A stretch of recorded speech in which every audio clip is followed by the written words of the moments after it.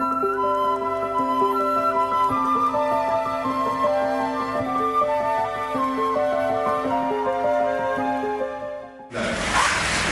el tema del terremoto no es tampoco un tema menor y que dice relación completamente con lo que estamos hablando hoy día. De la manera que se está enfrentando la solución de los problemas generados por este fenómeno natural está también amarrado con la Constitución del 80. El Estado, de cualquier manera, está dirigido y tiene una orientación y un sustento que es la Constitución. Y claro, a estos caballeros les queda muy bien. Es una Constitución que está determinada a colocar los intereses de los privados por encima de los intereses sociales. Ya vemos, por ejemplo, cómo de cualquier manera en alguna región del Biobío hay gente que está pidiendo que se expropie algunos terrenos un poco más de altura para no construir a la orilla del mar. Y ahí el Estado lo dice esta obra mía, porque lo ve como un problema de privado. De cualquier manera nosotros sabemos que la Constitución del 80, que es una Constitución a medida del sistema capitalista, del neoliberalismo, que fue refrendada por Lagos y la concertación, porque la verdad las cosas en un acto realmente vergonzoso. O sea, he llegado a plantear de que Chile contaba en realidad con una nueva constitución cuando fue apenas un maquillaje, unas reformas menores, y en definitiva fue mantener la esencia, letra por letra, de la antigua constitución. A nosotros como partido, la verdad que el tema de la lucha por la Asamblea Constituyente está siendo asumida desde los años 80. Pero la práctica y la vida nos dice que hay que colocarle mucho más fuerza, que es el momento de pasar a un nivel distinto. Nos parece que hay diversas iniciativas en curso. De hecho, hay una coordinadora, por ejemplo, metropolitana, han habido asambleas en la comuna. Personalmente me ha tocado estar en distintas asambleas comunales donde se discute este tema de la Asamblea Constituyente. ¿Cómo afecta el diario vivir de los pobladores en el transporte? ¿Por qué, por ejemplo, el Transantiago? Parece una cosa tan sencilla, ¿no? ¿Hacia dónde apunta la Constitución? Claro, la Constitución del 80 es una Constitución antidemocrática, tanto en su contenido como en su generación. ¿Qué hacer entonces? ¿Quién debe cambiar esta Constitución para hacer una Constitución que sirva realmente a los intereses de la mayoría? Que debe cambiarla justamente son las mayorías. Y nosotros pensamos que las mayorías deben de expresarse en forma multifacética. Y ahí, desde sus reivindicaciones, desde su plataforma, llevar adelante estos cambios que hoy día necesita y reclama la sociedad. Estos cambios institucionales, estos cambios constitucionales.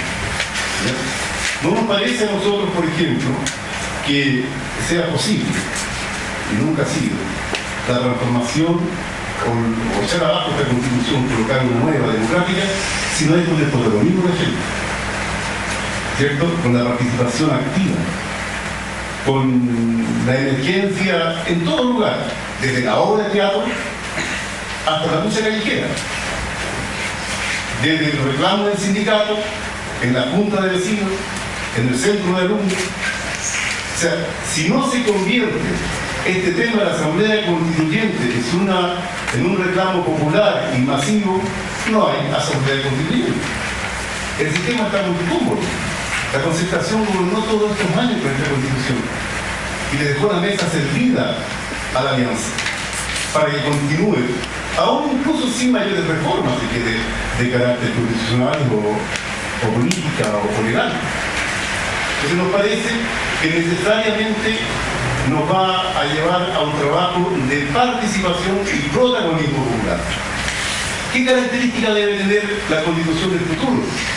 Ese es un tema que algunos compañeros, por ejemplo, plantean la necesidad de que algunos hombres sabios se dediquen a estudiar y ver de qué manera poder colocar algunos temas en la nueva Constitución. La verdad que a nosotros nos parece que eso debe nacer de la participación y el protagonismo de la base social. Por ejemplo, el tema de los pueblos originarios, de las minorías nacionales, debe ser planteado directamente por las nacionalidades mapuche, aymara, rapanui y ser considerado en el texto constitucional.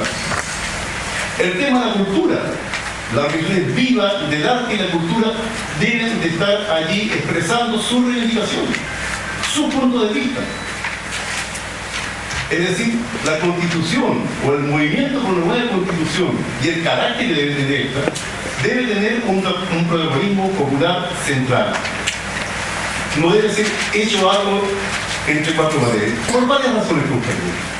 Primera, porque la calidad de esa Constitución que nazca con protagonismo popular va a ser uno. Y dos, porque en el proceso mismo de la construcción de esa Constitución a través del protagonismo se va a crear una politización avanzada, una organización a nivel popular que va a permitir que el nuevo cuerpo institucional que se instale pueda funcionar y pueda ser defendido frente a las fuerzas retrógradas que van a tratar de impedir que esta nueva Constitución de verdad se instale en el país. Esta es una cuestión para nosotros muy importante. Es decir, no se trata solamente de contar con una Constitución avanzada, se trata que en el proceso crezcamos como sociedad, como trabajadores, como pueblo, como los pueblos de Chile.